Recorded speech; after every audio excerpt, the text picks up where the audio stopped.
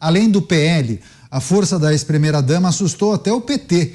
De acordo com informações do portal Metrópolis, lideranças da sigla trabalhista no Paraná dizem nos bastidores terem se surpreendido com o desempenho de Michele nas pesquisas internas do partido para uma eventual disputa pela vaga de Moro. Em um dos levantamentos internos do PT, a ex-primeira-dama teria alcançado 20% das intenções de voto em redutos eleitorais do PT, que deram muitos votos a Gleisi Hoffmann e também a Zeca Dirceu. Você, José Maria Trindade, o PT está monitorando essa movimentação no Paraná, realizando pesquisas internas e mesmo sem ter disputado algum cargo público, Michele já pontua, pelo menos nessas pesquisas, na casa de 20 pontos e também retirando muito apoio em redutos do PT. Surpreende isso, hein, Zé? Exatamente. Existem várias pesquisas o governo paga, e o governo não, nós, os cofres públicos, né? A Câmara dos Deputados e o Senado Federal tem recursos para o pagamento de pesquisas. Essas pesquisas, elas não podem ser divulgadas porque elas não obedecem às regras ali do TSE, não são registradas, e são pesquisas chamadas aqui para consumo próprio. Isso significa que existem pesquisas qualitativas e hoje se usa muito a inteligência artificial, são vários tipos de pesquisa que mostram a tendência para se ter uma ideia de como o eleitor está pensando, né? O que ele quer, o que ele está pensando, e esta é a avaliação da inteligência artificial está levando vários deputados a se reposicionarem politicamente. Antigamente era mudar de casaca, agora não, o nome é bonito, reposicionamento político, ou seja, ir atrás da inteligência. Há uma máxima e real, verdade na informática, de que ao clicar em pelo menos 5 ícones ou passar o dedo no caso do touch ou mesmo no mouse em vários assuntos, né? Depois disso a inteligência artificial sabe mais de você do que a sua mãe, né? Então isso tudo está sendo mapeado, tudo está sendo avaliado. Tanto é assim que eu ouvi dirigentes do PT dizendo que não vão lançar a Gleisi como candidata ao Senado nesta possível vaga de Sérgio Moro. Isso porque, segundo me disse um dos integrantes do PT, que seria queimação, lançar a presidente do partido numa disputa que não tem certeza que não vai ganhar, ou seja, sabe que vai perder, isso seria desgastante demais para o partido. E uma posição na presidência nacional do PT e com esse grau de conhecimento, né? E com esta postura muito aguerrida ali, muito radical, uma derrota da Gleisi seria uma derrota nacional do PT, porque ela é presidente do PT. Então, é por isso que se faz esse levantamento, fazem as pesquisas qualitativas para avaliar o que vai acontecer. E é aí, nesta tendência, que aparece, sabe o quê? O nome que o ex-presidente Jair Bolsonaro indicar. No caso aí, as pessoas acham que a indicação será da ex-primeira-dama Michele Bolsonaro. É isso, o PT monitorando o nome de Michele Bolsonaro e também de outras forças da direita, do PL, Partido Liberal, do Republicanos. Mota, você que tem uma experiência em partidos políticos, não sei se tão vasta assim, mas já acompanhou esse processo de bastidor, algo que não chega para a gente, para o eleitor, para o grande público, né? É normal você monitorar as forças políticas que acabam despontando em outras siglas. E, assim como em outros segmentos, eventualmente acontece a troca de siglas, dependendo de como aquele profissional, aquela figura pública se coloca e se posiciona. No caso de Michele Bolsonaro, me parece um pouco mais fácil, porque casada com o ex-presidente da República, foi primeira-dama, tem uma agenda pública conhecida, realiza eventos especialmente para o público feminino. Agora, o PT dando o braço a torcer, né? Não dá o braço a torcer, entende que trata-se de uma força importante, encomendou pesquisas e aí pesquisas que apontam que ela atingiu 20 pontos em alguns redutos eleitorais do PT ali no Paraná, em Mota. O que a política pode apontar quando a gente pensa justamente nessa estratégia para você formar a melhor chapa? Você tem razão, Caniato, isso é muito importante frisar, que há muita coisa que não chega ao nosso conhecimento. Então, muitas coisas que chegam ao nosso conhecimento são cuidadosamente selecionadas para que a gente saiba daquilo, mas não saiba de outras coisas. Então, eu sempre vejo com muita desconfiança essas informações. Mas fazendo uma rápida reflexão aqui, não me surpreenderia se realmente a ex-primeira-dama Michele Bolsonaro tivesse uma boa penetração em redutos do PT. Porque a esquerda brasileira tem uma carência muito grande de representantes, né, no segmento feminino que tragam pautas conservadoras ou pautas liberais. Essas pautas não são abraçadas pelos tradicionais políticos, pelas políticas de esquerda do Brasil, que tem uma atuação completamente direcionada pela ideologia, né, pelo que as regras da esquerda mandam. Então, existe uma carência muito grande de representação. E a gente pode notar isso nesse assunto que a gente comenta todo dia aqui, que é a questão das drogas. Se a gente fizer uma pesquisa entre as mães brasileiras, nós provavelmente vamos constatar que 95% ou 98% delas, das mães, são totalmente contra qualquer medida que facilite o acesso a drogas. Simplesmente porque a última coisa que uma mãe quer é ver o seu filho dependente químico. E eu acho que essa realidade independe da mulher ser de direita ou ser de esquerda. Só que se ela for de esquerda, ela não vai encontrar representação para essa opinião.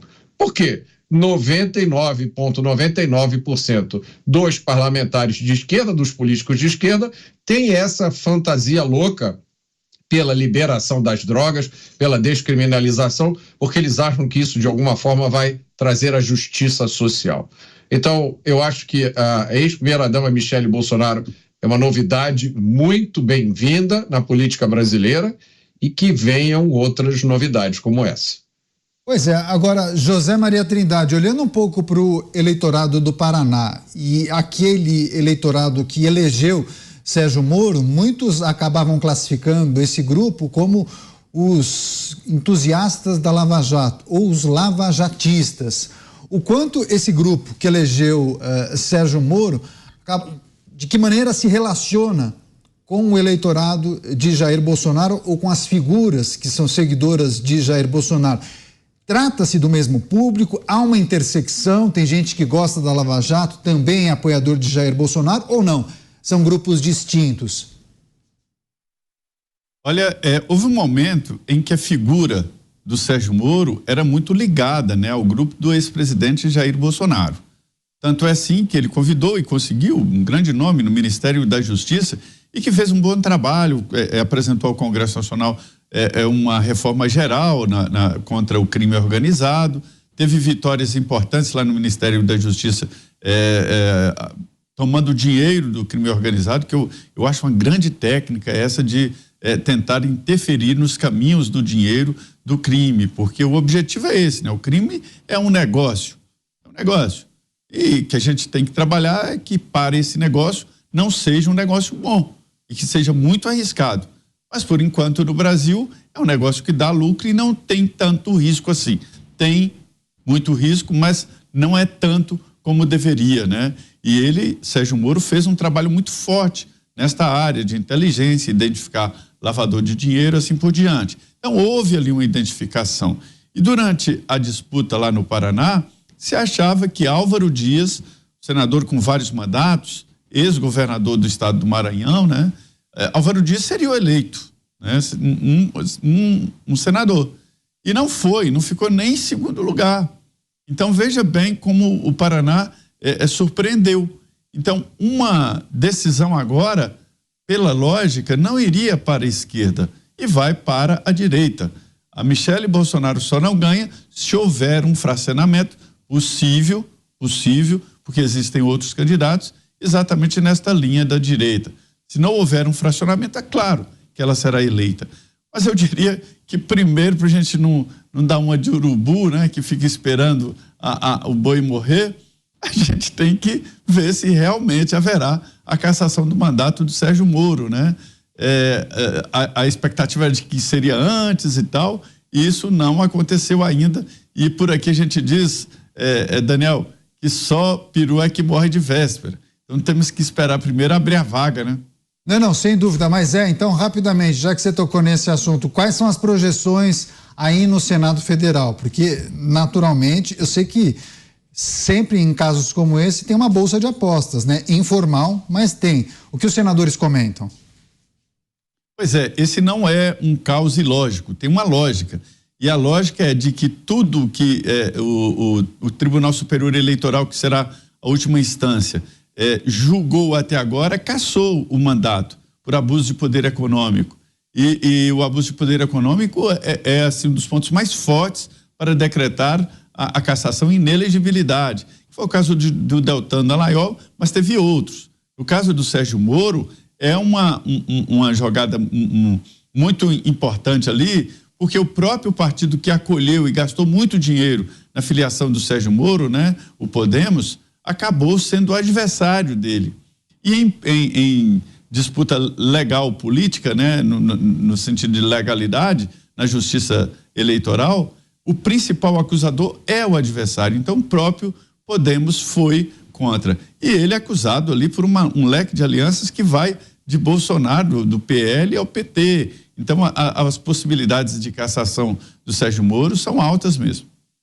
Pois é, esse é um aspecto interessante para a gente trazer para análise também em relação ao público, ao eleitor que elegeu o Sérgio Moro e que, em uma nova disputa, se esse eleitor votaria em Michele Bolsonaro ou não. Mota, você que acompanhou bem a saída de Sérgio Moro e também nós pudemos acompanhar de maneira muito amplificada aqui na Jovem Pan a insatisfação de pessoas do entorno de Jair Bolsonaro ou de seguidores de Jair Bolsonaro, do PL, ou aqueles que se intitulam de direita, com a saída do então ministro Sérgio Moro. E ficou uma relação arranhada, né? Por mais que no final das contas eles tenham se reaproximado, mas a gente pôde perceber uma cisão de uma relação que tinha se consolidado ali no início do mandato de Jair Bolsonaro. O quanto esses episódios podem impactar no apoio dos chamados lavajatistas, aqueles que gostam e enaltecem o trabalho de Sérgio Moro, para uma eventual eleição de Michele Bolsonaro. Ou, no final das contas, aquele grupo contra o candidato da esquerda. No fim, você acha que acontece isso? Não, eu não acho que é possível mais acontecer isso não, Daniel. É só minha opinião, minha avaliação, né? Eu tomo a temperatura baseado nas pessoas com quem eu converso. Se você pensar vamos chamar assim, no núcleo duro lavajatista, esse núcleo duro continua existindo. Eu acho que a Lava Jato foi um momento histórico na história brasileira, tá? Um momento histórico no Brasil, um momento histórico na história redundante. A Lava Jato foi um momento histórico no Brasil, importantíssimo. Foi um momento em que a gente achou que a justiça era possível e seria feita. A Lava Jato tem grandes nomes, como o Sérgio Moro, como juiz da Lava Jato, o ex-promotor Deltan Dallagnol, também, uma pessoa fantástica. E eu acho que a Lava Jato continua existindo, se não mais sob o aspecto jurídico, mas em espírito. Acho que a maioria dos brasileiros espera no futuro, né? Alguns temem no futuro pela ocorrência de uma nova Lava Jato. Agora, na minha opinião, Sérgio Moro foi um excelente juiz, foi um ministro complicado e tem se mostrado um político inexperiente. Eu não gostei, por exemplo, daquela sugestão que ele deu, que nem sei se foi aprovada ou não, em relação ao projeto que acabava com a saidinha, de dizer que tinha que ser aberta uma exceção para aqueles criminosos que estudam ou trabalham. Eu não entendi o que uma coisa tem a ver com a outra. E me parece que a passagem dele pelo Ministério e alguns aspectos da atuação dele como senador criaram um fosso intransponível entre ele e o que a gente costuma chamar de bolsonarismo. Eu não vejo como seria possível uma nova aliança, porque eu acho que há diferenças perceptíveis em termos de conceitos, de valores, da consideração daquilo que é importante e prioritário para a sociedade brasileira. Então, eu acho que é pouco provável, Daniel, que uma aliança como essa venha de novo a acontecer. Tá certo. Na ausência de Cristiano Beraldo, Alan Gani, sempre apostos aqui na Jovem Pan News. Gani, seja muito bem-vindo, uma ótima noite a você, fazendo a dobradinha 3 em 1, programas Pingos nos Is. Estamos repercutindo uma informação de bastidor, desempenho de Michele Bolsonaro, ex-primeira-dama, em uma pesquisa interna do PT, acabou surpreendendo os integrantes do partido. Isso visualizando uma disputa, uma eleição suplementar para a vaga de Sérgio Moro, caso ele seja cassado no Senado no Paraná. O que é preciso considerar em relação ao nome de Michele Bolsonaro? Ela é inexperiente, mas surge com uma força na política brasileira, hein, Gani? Com certeza. Ela é uma herdeira natural, tem uma identificação orgânica, claro, mulher do ex-presidente Bolsonaro, então naturalmente herdaria todos os votos, é uma candidata muito forte. Eu conversei com um dos caciques do PL e até questionei à época, faz uns 2 meses, por que não seria então Paulo Eduardo Martins, né? Que até acabou sendo prejudicado pelas pesquisas eleitorais. Muito provavelmente o pessoal fez voto útil no Sérgio Moro, né, para evitar a candidatura ali do Álvaro Dias, se não me engano, quem que era o oponente, e acabou prejudicando ali o Paulo Eduardo Martins. E esse cacique me disse o seguinte: não, a Michele Bolsonaro é muito mais competitiva, a política tem disso, mudou o cenário, e de fato, eu acredito que ela é franca favorita a ganhar uma eleição no Senado, aí caso se concretize essa saída do Moro. Mas o quanto a falta de experiência não transforme o teto dela em vidro e pensando, inclusive, uma disputa ferrenha com pessoas mais experientes na política, não seria mais fácil desconstruir a imagem de Michele Bolsonaro? Olha, eu acredito que não, Caniato, até porque uma eleição no legislativo, ela estaria menos exposta do que uma eleição no executivo. E vamos lembrar, por exemplo, no caso de um debate, né? A presidente Dilma, ela também não era, está longe de ser uma grande oradora, uma grande comunicadora, e ela acabou sendo eleita. E como é que ela foi eleita? Aliás, ela nem tinha um cargo, ela era ministra à época, né? Não é que ela tinha participado de eleição e ganhou, muito pelo contrário. E aí ela era ministra e acabou herdando os votos na época do presidente Lula, que estava com uma popularidade muito grande, e houve essa transferência para a presidente Dilma. Então eu vejo até que nesse sentido, comparando com a ex-presidente Dilma, a Michele Bolsonaro tem até mais condições, né? Mesmo apesar da falta de experiência. Pois é, lembraram aqui no nosso chat de outros casos similares, parecidos, semelhantes, de Marta Suplicy, à época esposa de Eduardo Suplicy, também de Hillary Clinton, e mais recentemente estão aventando o nome de Michelle Obama. Será? Você, José Maria Trindade, antes do Zé, tem mais uma informação que a produção separou acerca desse assunto, porque os planos de Jair Bolsonaro e do PL para Michele não param no Senado não, hein? A possibilidade da ex-primeira-dama se candidatar à presidência em 2026 acabou ganhando muita força nas últimas semanas. O desempenho dela durante o ato na Avenida Paulista, há cerca de 10 dias, teria impulsionado seu nome como possível candidata. No local, Michele fez um discurso muito emocionado, com conotação fortemente religiosa e com muito apelo popular. O próprio presidente do PL, Valdemar Costa Neto, foi quem mais se animou com a postura da ex-primeira-dama e apontado como grande entusiasta da candidatura de Michele à presidência da República.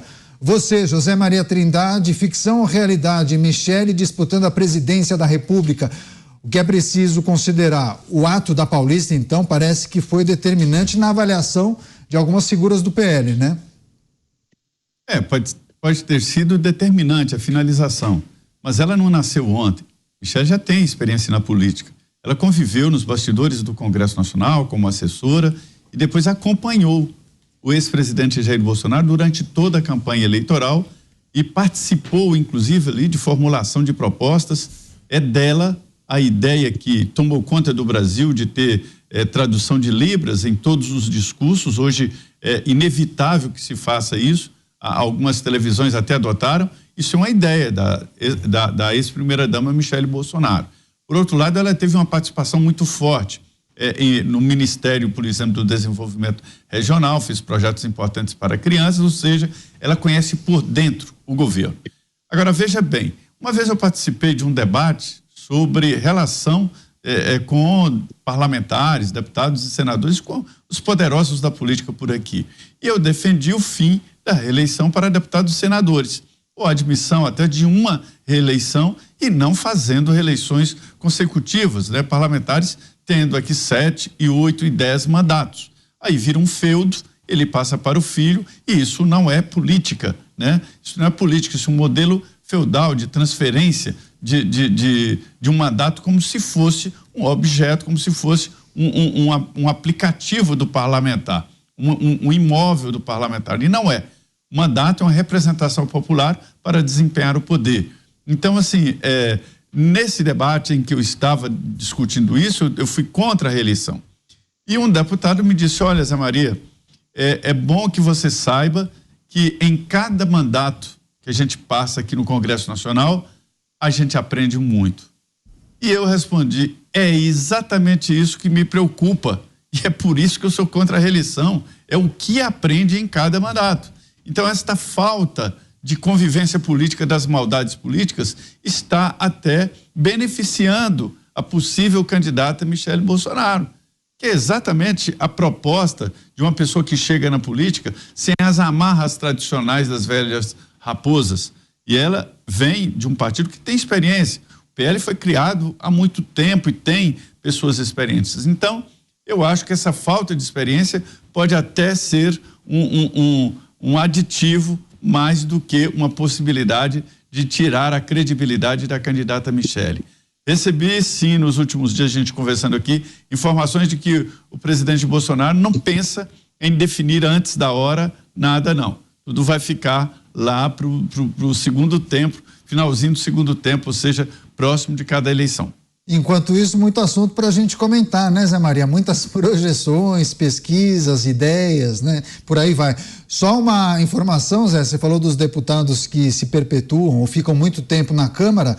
Manuel Novaes ficou por 12 mandatos consecutivos e Ulisses Guimarães e Henrique Alves por 11. Não, Miro Teixeira também, os três que vêm atrás. Miro Teixeira, Henrique Alves... Sarney é o campeão do Senado. Oi, perdão? Sarney é o campeão do Senado. Ah, não, eu estava na Câmara. É o senador com o maior número de mandatos. É isso. Pitadinhas, contribuições históricas aqui. Você, Mota, enquanto nós falávamos, você fazia suas anotações e quando o Gani deu alguns exemplos, inclusive de bons oradores e outras nem tanto, você abriu um sorriso. Esse assunto é fascinante porque tem vários aspectos que eu acho que a gente pode trazer para essa discussão. E um aspecto que eu queria trazer aqui, eu tenho muita coisa para dizer. Então, se esse assunto for mais discutido, eu vou trazer os outros. Mas eu queria trazer a questão dos valores, que é uma coisa muito importante. É menos importante a capacidade de oratória e mais importante os valores que aquela pessoa representa pela sua vida, pela sua trajetória, tá?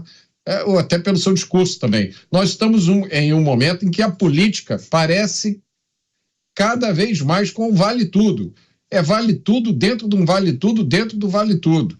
É um momento em que aquilo que a gente chama de civilização ocidental está sendo atacada de todos os lados. Está sofrendo um ataque a todo momento pela ideologia radical de extrema esquerda, que todos os dias inventa uma pauta nova com o objetivo de destruir tudo isso que a gente conhece.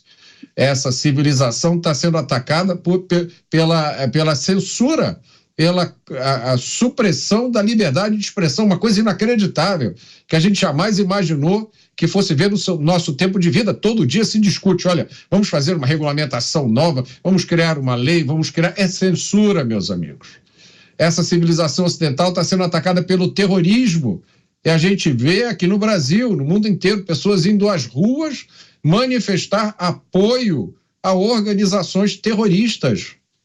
Mais grave do que isso tudo, agora a gente vê o exemplo maluco, eu acho que a gente vai falar mais tarde no programa, vindo da França, em que se coloca na Constituição do país o direito ao aborto. E aí você vê a repercussão da forma com a qual muitos veículos descrevem, não, porque a França blindou o direito ao aborto. Como assim? Então, quando você olha para o que está acontecendo, a conclusão é óbvia: o Ocidente está se suicidando, está cometendo suicídio. A Europa, onde a taxa de natalidade cai cada vez mais, as pessoas têm cada vez menos filhos.